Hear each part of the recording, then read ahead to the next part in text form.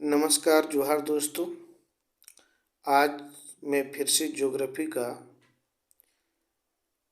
Question लेकर आया हूँ जो ऑनलाइनर क्वेश्चन है। और कल मैंने 1 से 50 तक जो क्वेश्चन था उसको बताया था। आज 50 से पूरे आगे बताऊँगा जो टोटल है 120 तक। यानी आज का जो है वीडियो थोड़ा लंबा हो सकता है, लेकिन जल्दी जल्दी देखेंगे और कम ही समय में हम लोग एक बार फिर से रिवीजन कर लेंगे। देखते हैं क्या क्वेश्चन है।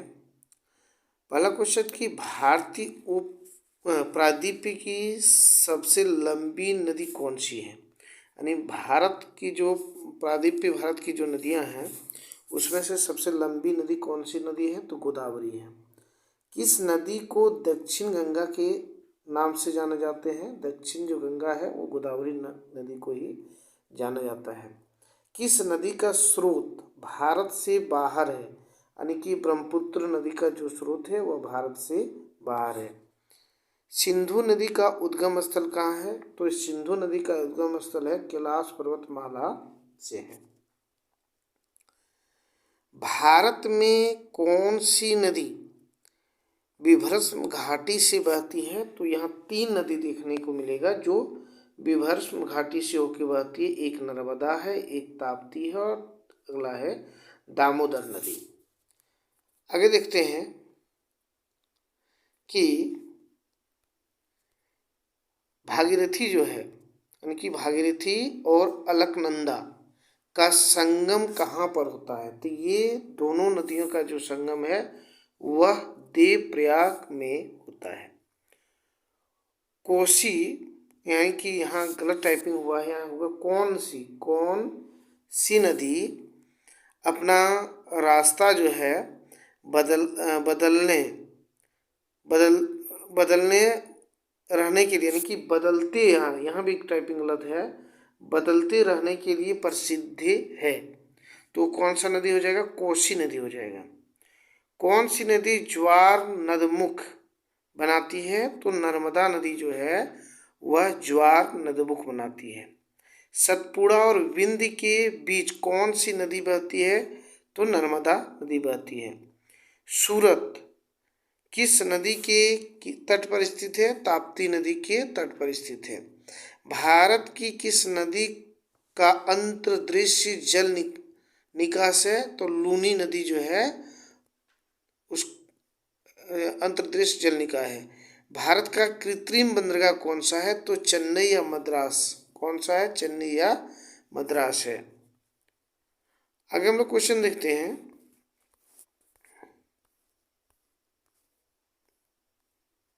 देखिए कि भारत में कितने मुख्य बंदरगाह है, तो भारत में जो मुख्य बंदरगाह है वह 13 है। मतलब 12 जो है सरकारी है और एक जो है निजी बंदरगाह है। पर्यावरणीय योजनाएं के साथ मूल्यतः संबंधित संगठन है, तो नीरी यानी NEERI है। शांत घाटी किस राज्य में स्थित है, तो ये शांत घाटी जो है केरल राज्य में स्थित है। केरल की नीरव घाटी में स्थित वन किस प्रकार के वन का एक उदाहरण है, तो ये उष्णकटिबंधीय वन का एक उदाहरण है। आगे देखते हैं कि भारत का प्रथम राष्ट्रीय उद्यान कौन सा था, तो ये कार्बेट नेशनल पार्क था। कार्बेट नेशनल पार्क था जो भारत के प्रथम राष्ट्रीय उद्यान था। पारिस्थितिकी संतुलन बनाए रखने के लिए भारत में जंगल कितने अनुपात में होना चाहिए, यहाँ देखिए दिया है मतलब 31 से 34%, लेकिन एक्यूरेट अगर पूछा जाए तो ये 33% होता है। कितना होता है, 33% होना चाहिए, लेकिन अभी 33% है नहीं। गंगा डेल्टा के मैंग्रोव वनों का क्या कहा जाता है, ये सुंदर वन कहा जाता है और ये कहाँ है, पश्चिम बंगाल में है। हरियाणा में सुविख्यात पक्षी विहार कौन सा है, तो ये सुरक्षित विहार जो है सुल्तानपुर है। एकमात्र सेंचुरी है जहाँ कश्मीरी महामृग पाया जाता है, वह है दांची ग्राम में। आगे देखते हैं, प्रसिद्ध गिर वन कहाँ स्थित है? यानी कि गिर वन या गिर राष्ट्रीय उद्यान जो है वह कहाँ है? गुजरात में है। मैंग्रोव क्या होते हैं? तो डेल्टा वन होते हैं, वर्षा वन होते हैं, उष्णकटिबंधीय वन होते हैं। सुंदरी वृक्ष किसकी एक विशेष प्रकार की एक वनस्पति है? तो ये ज्वारीय वन की एक विशेष प्रकार की वनस्पति है। जैव मंडल आरक्षित क्षेत्रों की पहली परियोजना स्कीम कौन सी है? तो ये नीलगिरी जल मंडल आरक्षित क्षेत्र है। आगे देखते हैं कि आपका कि किसे वैश्विक विरासत वन माना जाता है? तो ये जो वैश्विक विरासत वन है वह काजीरंगा, माने कि असम में काजीरंगा, पश्चिम बंगाल में सुंदरबन डेल्टा जो है ये वैश्विक विरासत वन माना जाता है। काजीरंगा राष्ट्र उद्यान किसके लिए प्रसिद्ध है? तो ये गैंडा के लिए प्रसिद्ध है। भारत में समुद्री गाय किसके वायु रिजर्व क्षेत्र में पाए जाते हैं? तो ये मन्नार की खाड़ी में पाए जाते हैं। मध्य प्रदेश का शिवपुरी राष्ट्रीय पार्क किस लिए महत्वपूर्ण है? ये तेंदुआ और चीता के लिए महत्वपूर्ण है। आगे क्वेश्चन देखते हैं, कन्हा नेशनल पार्क कहाँ स्थित है? तो ये कन्हा नेशनल पार्क जो है वह मध्य प्रदेश में स्थित है। विश्व का एकमात्र प्लावी राष्ट्रीय पार्क स्थित है, तो ये मणिपुर में है। विश्व का एकमात्र तैरता हुआ राष्ट्रीय उद्यान केबुल लामजाओ कहाँ स्थित है? तो ये भी मणिपुर में है। भारत में वर्षा वन कहाँ पाए जाते हैं? तो उत्तरी पूर्वी हिमालय और पश्चिमी घाट में पाए जाते हैं।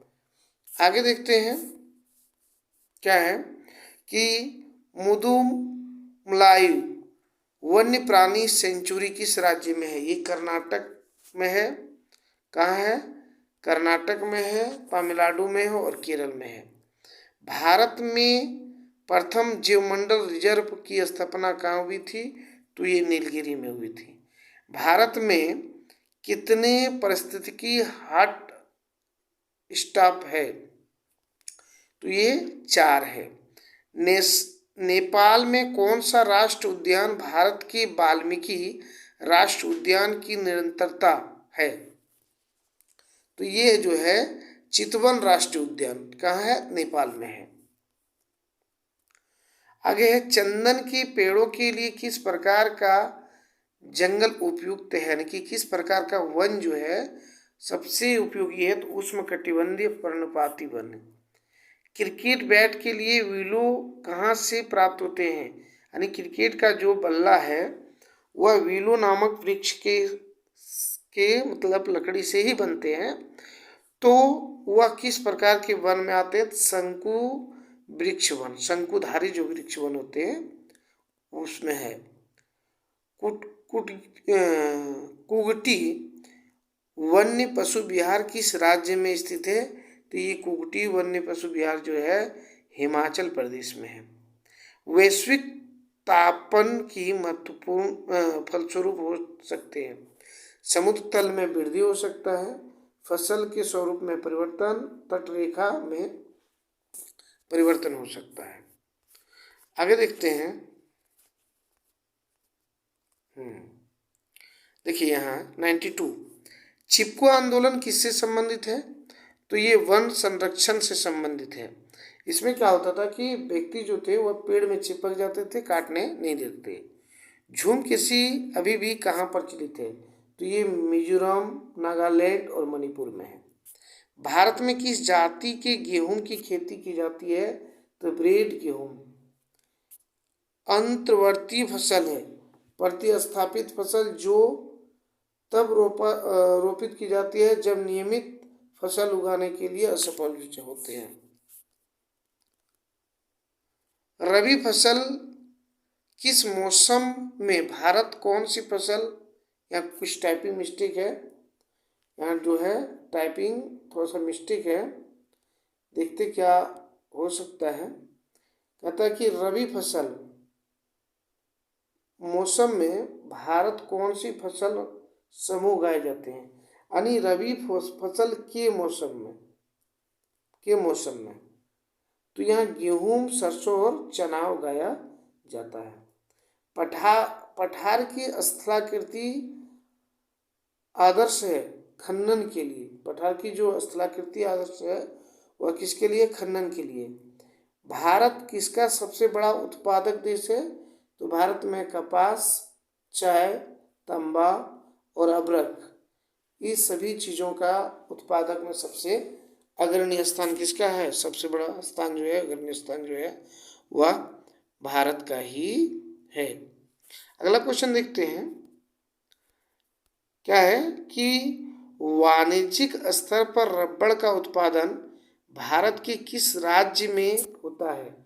तो ये केरल, तमिलनाडु और कर्नाटक राज्य में होता है। बागान कृषि पैदा करते हैं खाद्येतर फसलों के लिए। भारत में फसलों के सकल क्षेत्रफल में से खदानों का क्षेत्रफल कितना है? तो 60 से 70% है। जूट उत्पादन में सबसे प्रचुर प्रदेश कौन सा है? तो जूट में पश्चिम बंगाल ही है, और जूट की प्रथम फैक्ट्री भी पश्चिम बंगाल में ही स्थापित किया गया था। अगला क्वेश्चन देखते हैं कि हरित क्रांति पद का प्रयोग उच्च उत्पादक दर्शन के लिए किया गया है। इस किसके लिए क्या किया गया है? हरित क्रांति। तो ये आपका प्रति हेक्टेयर कृषि उत्पादन में बढ़ावा देने के लिए, और ये हरित क्रांति का सबसे पहला जो शुरू हुआ था तो वो 1960 के दशक में हुआ था भारत में। और हरित क्रांति में सबसे अधिक गेहूं और चावल के उत्पादन पर बल देता है। देखिए, हरित क्रांति सबसे अधिक फसल होती है कहाँ होती है? पंजाब, हरियाणा और उत्तर प्रदेश में। हरित क्रांति का संबंध किस फसल से है? गेहूं से है। HYV कार्यक्रम को भारत में डैश भी कहते हैं, नव कृषि नीति भी कहते हैं। आगे देखते हैं, भारत में किस राज्य को धान का कटोरा कहा गया? यानी कि चावल या धान का कटोरा का बात कहा जाता है, ये है पश्चिम बंगाल। यानी चावल का भी उत्पादन सबसे अधिक, चावल का उत्पादन कहाँ होता है? तो ये पश्चिम बंगाल में ही होता है। ऑपरेशन फॉल्ट किस कार्य से संबंधित है? दुग्ध उत्पादन से। भारत की कुल जनसंख्या का कृषि में नियुक्त प्रतिशत कितना? अभी 60% लगभग है। भारत में क्या लिखे? पीत क्रांति का संबंध किससे? पीत क्रांति तिलहन के उत्पादन से है। जहाँ तक कृषि मंत्रालय के सहारे वर्गीकरण का संबंध भारत में कितने कृषि जलवायु में बांटा गया है? तो कुल 127 कृषि जलवायु में बांटा गया है। सामाजिक वानिकी, ये क्या है? सामाजिक वानिकी जो है क्या है? तो सामाजिक वानिकी सरकारी स्वामित्व वाली भूमि पर उपयोगी पौधों को उगाना और उनकी व्यवस्था करना। किस राज्य को ट्रैंक सिंचाई का परंपरागत क्षेत्र माना जाता है? तो तमिलनाडु राज्य को। जादूगढ़ा किस लिए प्रसिद्ध है? तो यूरेनियम के खान के लिए प्रसिद्ध है। हाल ही में आंध्र प्रदेश का तुलमापल्ली किस सर्वाधिक निरपेक्ष के लिए विश्व के नक्शे में आया था? तो यूरेनियम निरपेक्ष के लिए। केरल राज्य किस खनिज के लिए सबसे ज़्यादा प्रसिद्ध है? तो केरल में जो है सबसे ज़्यादा किस लिए प्रसिद्ध है? तो ये लो एस्क के लिए है। ऊपरी ब्रह्मपुत्र घाटी में पाए जाने वाले मुख्य खनिज क्या है? तो पेट्रोलियम है। पश्चिम बंगाल में रानीगंज का संबंध किससे है? पश्चिम बंगाल में जो है रानीगंज का क्षेत्र नहीं, यहाँ आंसर गलत दिया हुआ है।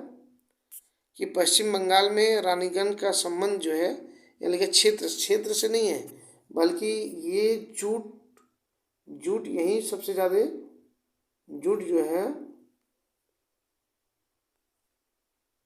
एक मिनट, जूट उत्पादन क्षेत्र से संबंधित है। जूट उत्पादन क्षेत्र से कोयले का सबसे बड़ा भंडार, नहीं सॉरी, इससे पश्चिम बंगाल जो है, ये पश्चिम बंगाल में रानीगंज इसका कोयला के लिए सबसे प्रसिद्ध है। अब कोयला का सबसे बड़ा उत्पादन कहाँ होता है? झारखंड में होता है। और पन्ना मध्य प्रदेश में एक बहुत महत्वपूर्ण स्थान है कि किसकी खनन किया जाता है? तो पन्ना में हीरे का खनन किया जाता है। तो आज का ये 120 यानी कि क्वेश्चन पूरा किए। ये दूसरा वीडियो है मेरा। अगर जो पिछला वीडियो नहीं देखे हैं वह जाके देख सकते हैं। और वीडियो अच्छे लगे तो वीडियो को लाइक, शेयर एंड कमेंट जरूर कीजिएगा। और चैनल पर पहली बार चैनल को देख रहे हैं या पहली बार चैनल पर हैं तो चैनल को सब्सक्राइब जरूर कर लीजिएगा। वीडियो बनाने में काफ़ी मेहनत लगता है। धन्यवाद।